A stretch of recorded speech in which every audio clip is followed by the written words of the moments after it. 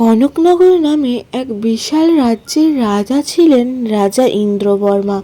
তিনি প্রত্যেক বছর নিজ রাজমহলে রাজভোজের আয়োজন করে থাকতেন। তাতে কেবল থাকত রাজার সমস্ত বন্ধুরা এবং রাজমহলের লোকজন। তাতে সাধারণ মানুষের কোনো রকম নিয়ম ছিল না। একদিন রাজা নিজ কক্ষে বসে রাজভোজে চিন্তা ভাবনা করছিলেন। সেই সময় তাদের রাজকন্যা ছুটে তার কাছে আসে। বাবা বাবা বাবা বাবা, কোথায় তুমি? এই তো আমি এখানে মা। তুমি ছুটে ছুটে আসছো কেন? কি ব্যাপার আমাকে বলো, এত তাড়াহুড়ো কিসের? বাবা, প্রত্যেক বছর তো তুমি রাজভোজের আয়োজন করো, কিন্তু তাতে আমার কোনো গ্রামের বন্ধুরা আসতে পারে না, রাজ্যের কোনো বন্ধু আসতে পারে না। তাদেরও তো ইচ্ছে করে সেই রাজভোজে আসার, তারাও তো একটু ভালো মন্দ খেতে পায়, কি বলো? কিন্তু তারা তো অনুমতিই পায় না এই রাজভোজে আসার। তো তাদের জন্য যদি আমরা সবাই মিলে এবারে রাজভোজ না করে আমরা বনভোজন করি, তাহলে কেমন হয় বাবা? তাহলে তো সবাই একসাথে খেতে পারবে, সবাই আনন্দ করতে পারবে। কথাটা তো ঠিক। আচ্ছা, তোমার যদি এই ইচ্ছা তাহলে তাই হবে। কি মজা কি মজা! তাহলে এবারে সবাই মিলে বনভোজন হবে। আমি আমার বন্ধুদেরও বলবো সবাই যেন আসে। আর হ্যাঁ, পোলাও, মাংস, মিষ্টি কোনো কিছুর যেন কমতি না থাকে বাবা। সবাই যেন গ্রামের, গোটা রাজ্যের সবাই পেট পুড়ে খেতে পারে।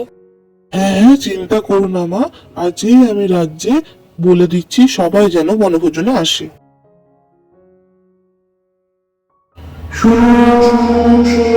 এই বছরের বড় ঘোষণা, রাজা ইন্দ্রবর্মা ঘোষণা করেছেন এবছর রাজভোজের জায়গায় হবে সমস্ত সাধারণ মানুষদের নিয়ে বনভোজন। তাতে উপস্থিত যেন সকলেই থাকে, এই রাজা ইন্দ্রবর্মার ইচ্ছা। তাই সকলেই পৌঁছে যাবেন টাইম মতো।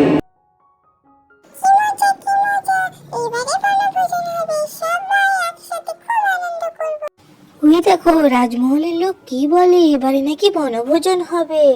বাহ বাহ বাহ, বেশ ভালো, আমরা সবাই যাব। রাজকুমারীর কথা মতো বনভোজনের আয়োজন শুরু হলো। তাতে কোনো রকম কমতি ছিল না। পোলাও, মাংস, সমস্ত রকম রান্না বেশ জমিয়ে হচ্ছিল। বলি শোনো, রান্নাটা যেন বেশ ভালো হয়, যেহেতু সবাই আঙ্গুল চেটে খায়। কান্নায় যেন কোনো রকম কোনো কমতি না থাকে, সেটা তোমরা দেখে নিও। এই রাজকুমারীর কথা মতো পাশের রাজ্য থেকে মিষ্টি আনিয়েছি, যেখানে মিষ্টি বিখ্যাত। এই বনভোজনে একে একে সবারই আসা শুরু হলো। সবাই বেশ আনন্দ পাচ্ছিল এই বনভোজন দেখে।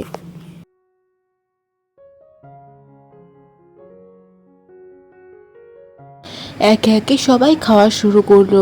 কি নাই ছিল এই বনভোজনে! পোলাও থেকে শুরু করে মিষ্টি, নানান রকম খাবার দাবার।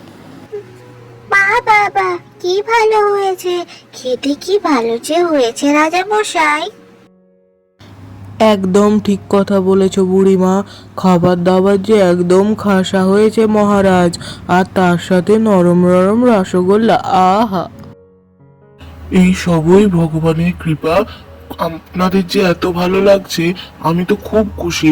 আজকে আমি ঘোষণা করছি, প্রত্যেক বছর এই বনভোজন হবে রাজভোজনের জায়গায়, যেখানে সকলে উপস্থিত থাকবে গোটা রাজ্যের।